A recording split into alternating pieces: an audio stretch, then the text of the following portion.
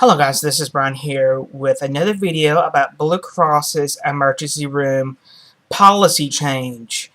There's been some updates. According to the Dallas Morning News, which I will read you the article, and I will post a link to the article below.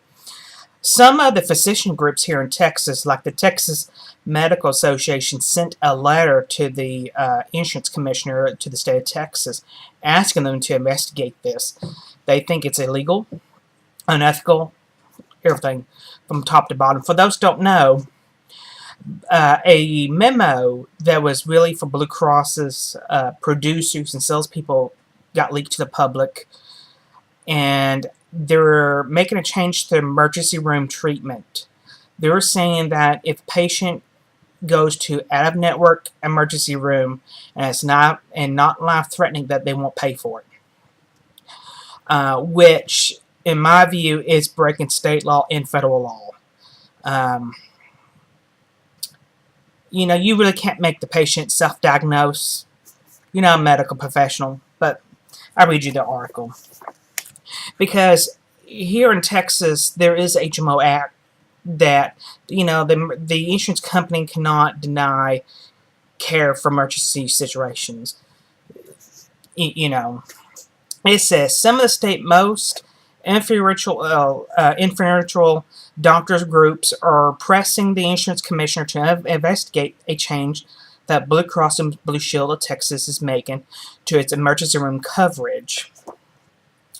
Starting June the 4th, 2018, some policyholders with the state's largest health insurer could face sticker shock after a visit to the emergency room. In a letter made public last month, Blue Cross Blue Shield said it will no longer pay the bill if it's determined later that a patient's visit wasn't facing a serious or life-threatening medical event at a network emergency room, that is. The changes will affect 500,000 Blue Cross Blue Shield members in the state of Texas who purchase HMO plans. It's intended to crack down on the overuse of costly emergency services driven in part by growth of the freestanding emergency rooms in Texas. But the doctors groups say that it could have unintended consequences, which I do believe that. That could mean extremely ill patients will not seek needed emergency medical care while blatantly their conditions worsen or even die, they wrote in a letter released Tuesday. They accused the insurer using scare tactics and heavy-handed approach that could be detrimental to good patient care. The letter, and I will also read you the letter. It says the letter sent by the Texas Medical Association and the Texas College of Emergency Physicians was signed by the leadership more than a dozen other prominent state medical associations. So, luckily, somebody's getting wind of this, and thankfully that they do pressure the insurance commission to investigate this deal. The Blue Cross plan has already drawn a array of consumer watchdogs and emergency doctors who have vocally opposed the policies insurers from more than frequently adopting. With 50,000 members of the Texas Medical Association as the state's largest group of physicians, it asked the Texas Department of Insurance for an update on its review and other concerns that the letter asked.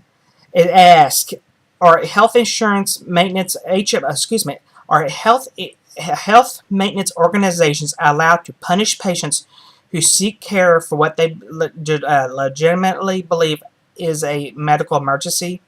And here's what the letter says. It says, Dear Insurance Commissioner of the State of Texas, under Texas law, are health maintenance organizations allowed to punish patients who seek care for what they legitimately believe is a medical emergency? On behalf of the member physicians, medical students, and administrators of the I don't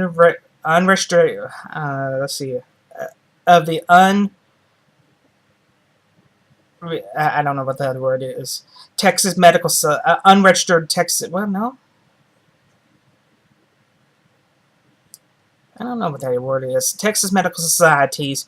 We're writing you to ask you to provide an update on the Texas Department of Insurance review assessment of the upcoming Blue Cross and Blue Shield of Texas policy of management emergency benefits for subscribers to certain of its HMO plans. In an April 18th memo to its producers and salespeople attached, Blue Cross Blue Shield announced that the fully insured group and retail HMO members may be responsible for their entire bill if they go to out-of-network emergency department as a convenience for a condition that they don't think it's serious or life-threatening. The change would take effect with claims incurred after June the 4th, 2018. We do not believe patients should be expected to self-diagnose to determine whether their symptoms are serious enough to warrant an emergency department visit, but with this policy, Blue Cross Blue Shield Texas is asking that patients act as highly trained diagnosticians' skills over members spent many years of their lives acquiring. Blue Cross Blue Shield Texas is asking them to diagnose their symptoms at a critical and emotional moment when time could be of the essence. I absolutely believe that. Absolutely. They're fucking paper over, and they're doing it shitty way. You don't tell me who somebody's going to have chest pain is trying to determine if it's going to be heartburn. This is what the letter says. Trying to see if it's heartburn or a heart attack. I've been there. I've been in that situation. And it turned out to be a gallbladder attack. Let's see. As a result, it's very likely that extremely ill patients will not seek needed emergency medical care, while bluntly their conditions worsen or they die. Absolutely. Absolutely. And matter of fact, the insurance company, since Obamacare got kicked in, used to be in the good old days, the emergency room copay used to be $50, maybe $100, maybe $500. But now they jacked it up to $500 or more to discourage emergency room visits. That's exactly what that is designed to do. As you know, Texas law, i.e. Texas Insurance Code number 843.0027 and 1271.155 uses the prudent layperson standard for emergency care coverage by HMOs. Emergency care. It means health insurance care services provided in a hospital emergency facility, freestanding emergency medical facility, or comparable emergency facility to evaluate and stabilize medical conditions of a recent onset and severity, including severe pain that would lead a prudent layperson processing an average knowledge of medical and health to believe that the individual's condition, sickness, or injury is such of a nature that failure to get immediate medical care could place the individual's health in serious jeopardy. B. Result in serious impairment to bodily functions. C. Result in serious dysfunction of a bodily organ or part of the body. D. Result in serious disfigurement. Or E. For pregnant women, result in serious jeopardy to the health of the fetus. Federal law. And numerous other states rely on the similarly worded standard. For example, when a person wonders if his or her chest is hurting or having chest pain, is it indigestion or a heart attack? Will HMOs now be allowed to penalize the person if he or she seeks care and only to learn the ailment is a lesser concern, such as indigestion, or whether a head trauma caused a concussion, or whether abdomen pain is constipation, or actually a diagnosis of appendicitis? To expand, we respectfully and specifically appoint to you, for example, Blue Cross's letter cites the attached memo. Some of our members are used in emergency room care for things like sprained ankles for the convenience rather than serious life-threatening issues. I read that memo to y'all. Mild to moderate ankle sprains can be treated simply by rest, ice, and at-home exercises. Some ankle injuries that present with similar symptoms, however, require immediate care. It's not reasonable for a HMO to expect that a prudent layperson possessing an average knowledge of medicine, health, and a significant pain can differentiate between a sprain, a fractured bone in the ankle, or a dislocated ankle. Clearly, the purpose of the prudent layperson standard in the Texas HMO Act is to shield patients from having to make such specific self-diagnosis and to encourage them to seek medical care appropriately without having to have medical expertise or a detailed understanding of the law. Scaring them into avoiding emergency care seems a heavy-handed approach that could be detrimental to good patient care. A more appropriate direction would have been for Blue Cross Blue Shield to educate its enrollees to use more inappropriate in-network venues available, ranging from medical homes to urgent care centers and to emergency centers. I don't know why medical homes. I don't know what the purpose of that is. I never heard of that. We strongly encourage you to evaluate Blue Cross Blue Shield of Texas policy against the standard and to other relevant provisions of the Texas HMO Act. Feel free to contact Darren Whitehurst of the Texas Medical Association staff at 512-370-1350 if we can be further assistance. And that was a letter to the Texas Department of Insurance Commissioner. Okay, this is my view of the whole thing. I think Blue Cross is doing something shitty. Regardless if you go to in-network or out-of-network, it's going to cost the insurance company the same amount of money. Well, because they pay at their average, if you go to out-of-network facility, they will pay at their average reimbursement rate. They're not going to pay anything higher. Now, the patient will be, because the facility in the emergency room, whoever they see in the emergency room setting, they can be bound to bill if they go out of network.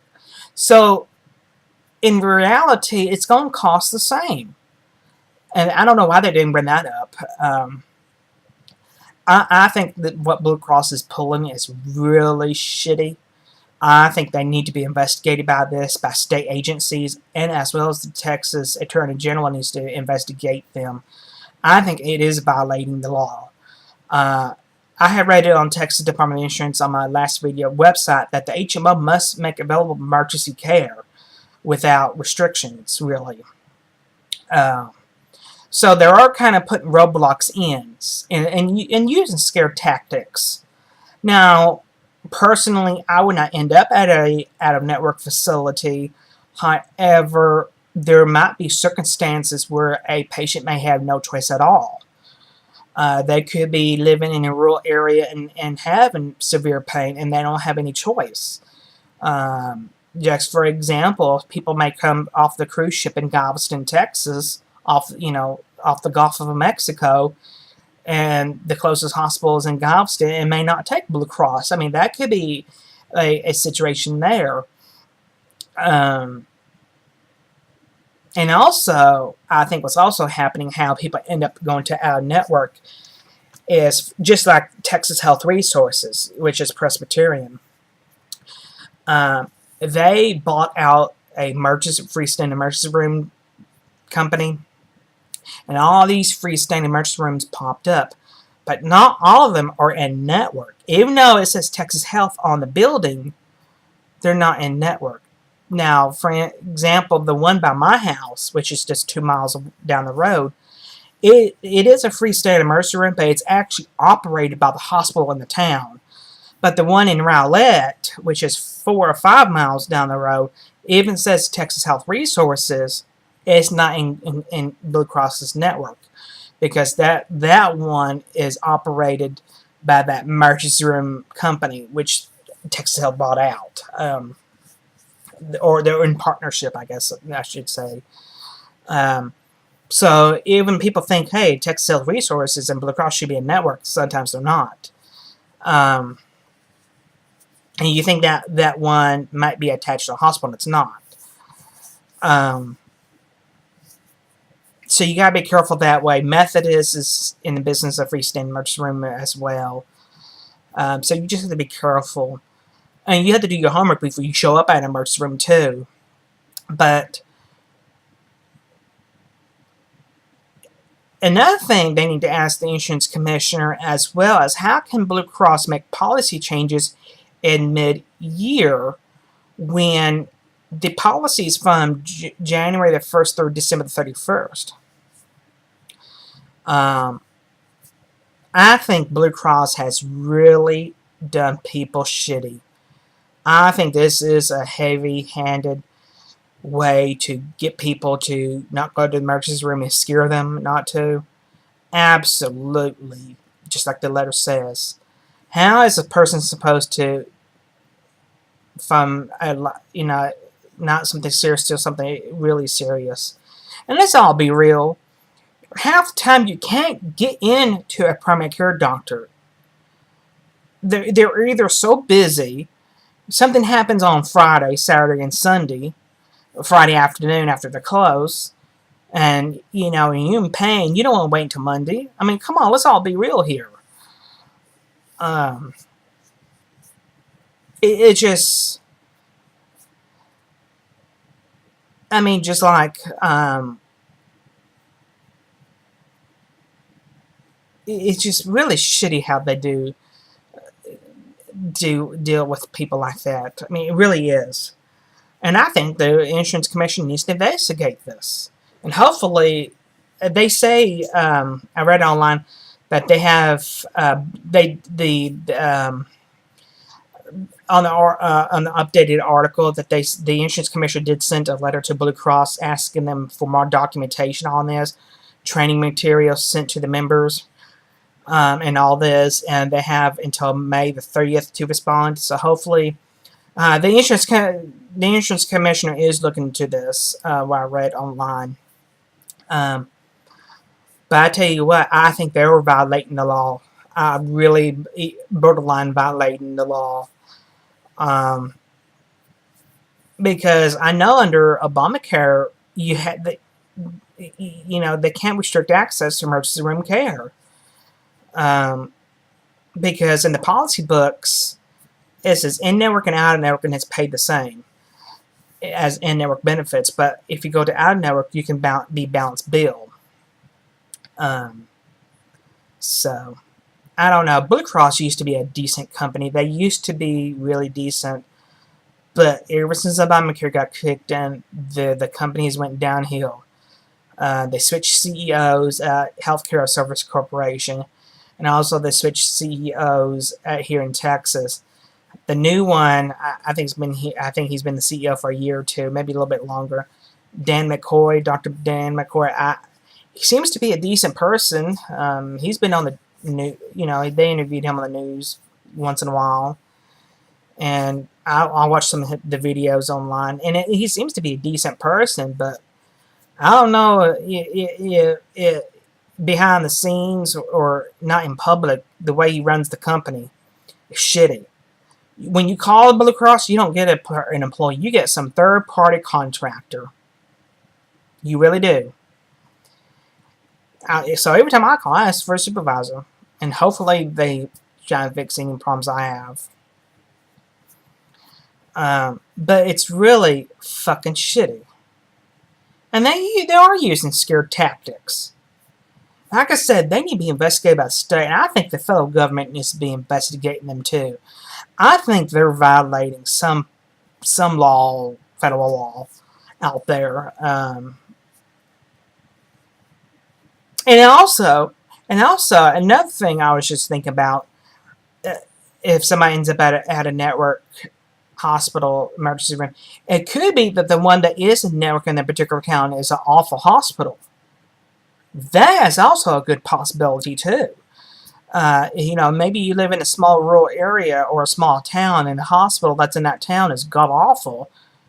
And you wouldn't take your dog there, and maybe you have to go to a out-of-network facility to get decent care. I believe that's also a good possibility why some of these people end up there out of network too.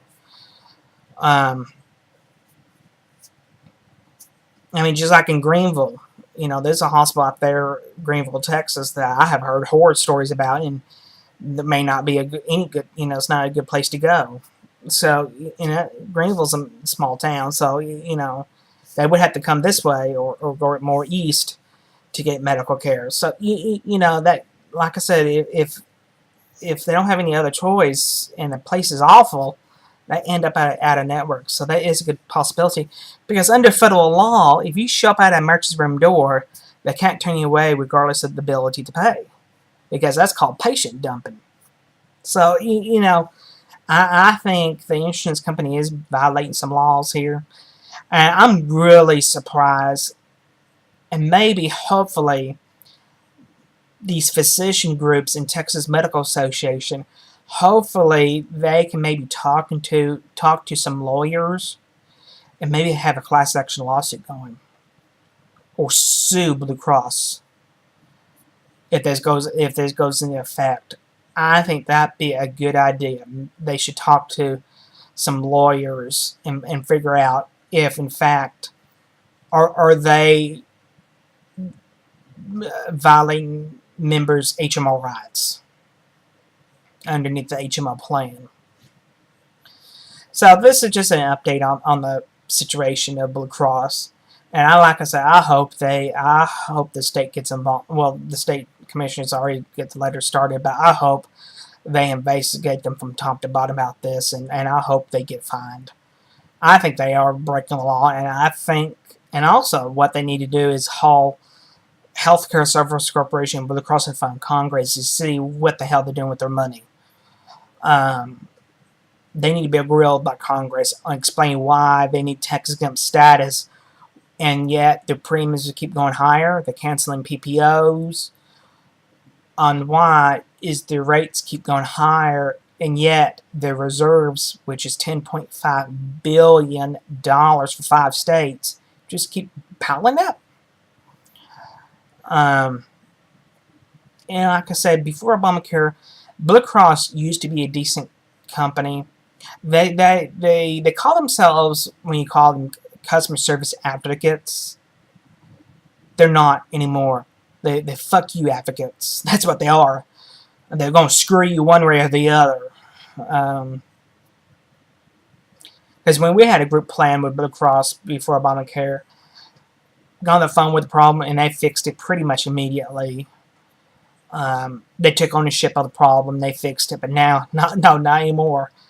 It's a knockout, drug out, pulling teeth, multiple hours on the phone to get something simple fixed. I don't know if they're doing that just to make people give up, but I don't give up. I would call and call and call and harass the fuckers. I do.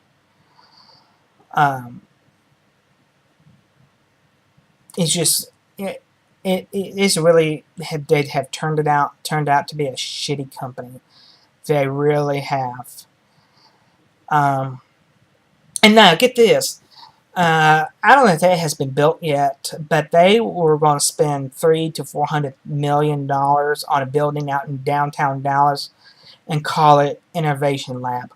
What the hell does the insurance company need to spend $300 to $400 million on an innovation lab? What the fuck was that? What was supposed to be purpose? What's the purpose of that? That multi-billion-dollar complex they got in Richardson, is that not enough? I tell you what, the way they spend people, because since they're non-for-profit and they supposedly be owned by members, I think they really irresponsibly spend members' money. I think so. Why is the CEO of Healthcare Service Corporation, who owns Blue Cross of Texas, New Mexico, Oklahoma, Montana, and New Mexico, why the old CEO, Pat Hemingway, she got bailed out. When she retired, she got $10 million. $10 million payout just to retire from a non-for-profit organization.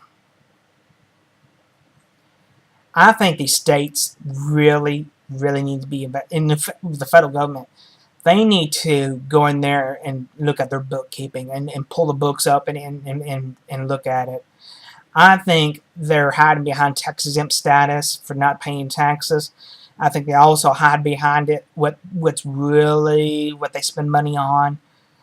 Um, they're not losing money. They're not. Actually, their net surpluses will keep going higher and higher and higher. Explain that. How can, if you keep saying, oh, we need more money to pay for health care, but yet we having all this money in the bank just keep piling up and piling up and piling up? Because Blue Cross's claim, they say the reason why they have net surpluses is because the state does require, each state requires a certain amount in case if it fails, but it's way over the amount that they have anyway. They have so much money over their legal requirements, unreal. But Blue Cross is saying that we had that in case of a rainy day. Well, Dallas Morning News criticized them for saying that because they said, well, if you're canceling PPOs like you claim and you're losing money, that is a rainy day.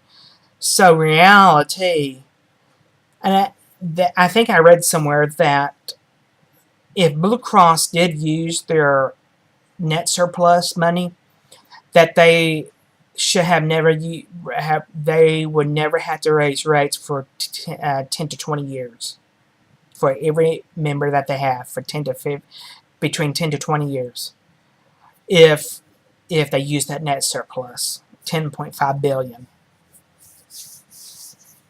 So they're scamming the taxpayer. That's what they are. They're scamming everybody in the fucking face of the earth.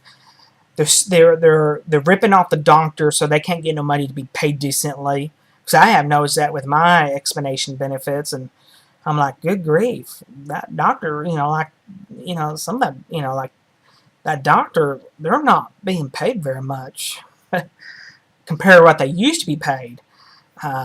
Like for instance, when I had a PPO, my primary care doctor made maybe $170, and now maybe $60. The reimbursement rates have gone down. It really has.